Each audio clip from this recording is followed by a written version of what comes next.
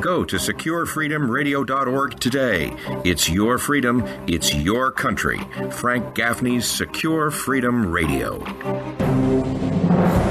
Welcome back. Rick Manning is the president of another terrific organization we work with closely, Americans for Limited Government.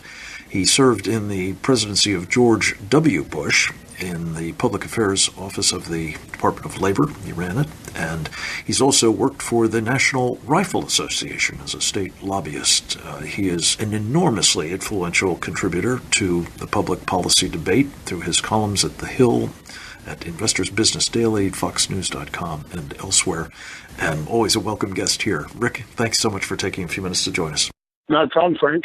Well, I know that you were troubled by the resignation announced last night of Michael Flynn as the president's national security advisor. Rick, give me your thoughts on what it means more generally, perhaps, for the Trump presidency, and what you think might come next in terms of a national security advisor. Who should that be, and the direction that should be taken by that individual? First of all, I think it was a real loss to the administration that Mike Flynn decided to step aside. The way Donald Trump appears to be running his administration is he has multiple points of view who argue amongst one another, and that he sifts through the information and attempts to figure out what the right answer is based on those conflicting views.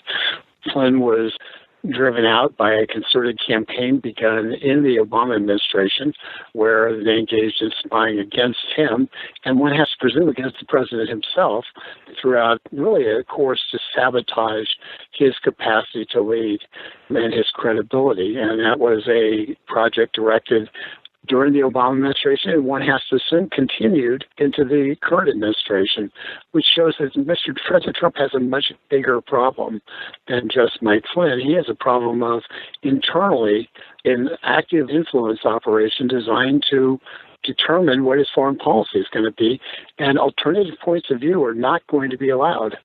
Rick, this is pretty sweeping indictment. You're referring to reports, I take it, of what role the intelligence agencies played in tracking, and then what some 9 individuals did in terms of revealing some of this information about Mike Flynn? You know, this goes back to the fake dossier that was passed around back in December, and an attempt to discredit the Trump presidency before it ever came through. And it is extraordinarily disturbing that we continue to be afflicted by people who lost an election but control the apparatus, and many of the people who are feeding information to the media are in fact not supporters of Donald Trump, and they are partisans on the other side. We're seeing that on the domestic side, and we're certainly seeing that on the foreign policy side. Even more troubling is on the inside of the national security apparatus. According to a New York Times report, they are going to basically wash out all of the people Mike Flynn brought in. There are people who changed their entire lives around in order to go into the administration are now going to be washed out simply without much thought, it seems. Now, if it were me, the smartest move they can do is bring somebody in, the person who's above reproach, who understands what's going on, understands the conflicts in the world, is a genuine American hero, and that would be Jerry Boykin. Jerry would be an extraordinary pick, because he doesn't back down to anybody. He says what he thinks is right. And, Donald Trump would get an advisor who would tell him the truth. And Donald Trump could then choose between different points of view, but he would have an honest voice in that administration who basically had nothing to lose by telling the truth, isn't looking for the next job, has already served his country valiantly for years, and would be an extraordinary voice of reason who understands the conflicts our nation faces and how to deal with them. Yeah, boy, I couldn't agree more. Lieutenant General William Jerry Boykin is one of our great leaders of our military, one of the most decorated special operators, and a good friend of mine and yours, Rick, and a man that would be extraordinary in that role. I pray from your lips to God's ears, as they say. Let me ask you about 2 other issues that you've been following closely at Americans for Limited Government, Rick Manning, and very helpfully so, I think. I believe, in fact, a lot of your work proved influential with Donald Trump in deciding that he would oppose the so-called Trans-Pacific Partnership He's now done that. He's essentially vitiated it. The Prime Minister of Japan was a big champion of it, so much so that he actually got his government to ratify it in the hopes that that would somehow stave off what Donald Trump is doing. How was this treated in the course of their recent bilateral meeting in Washington and then in Mar-a-Lago?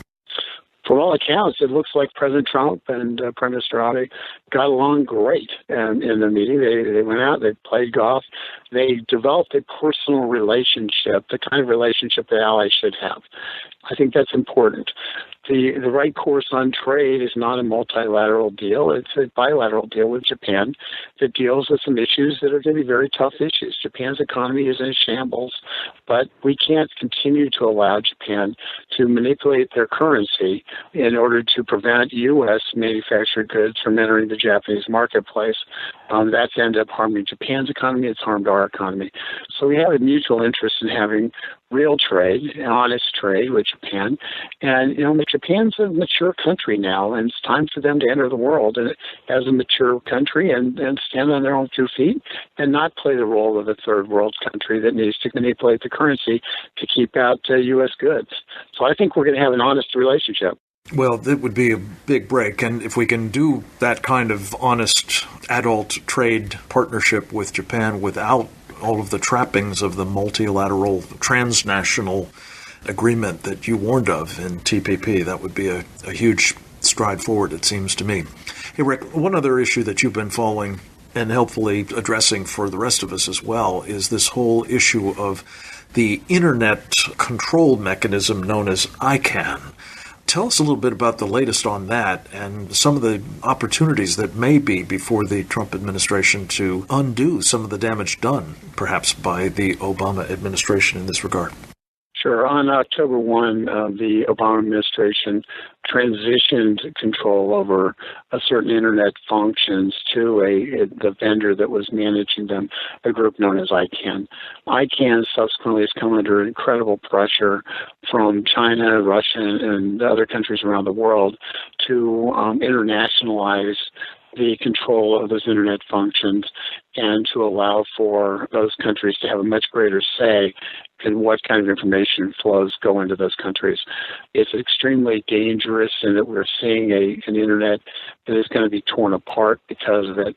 And it turns out, after we finally got our FOIA requests being answered by them now that there's new people in town, and it turns out they really didn't even go through basic procedures, the Obama administration. They didn't go through basic procedures to determine the right way, the dangers of turning over the Internet. One example was they did not do an antitrust evaluation, even though when the Internet was first being set up in the 1990s, antitrust was clearly anticipated as being a challenge because by its nature, it has to be a monopoly in terms of a lot of the functions. You can't have multiple people doing the same function. It doesn't work.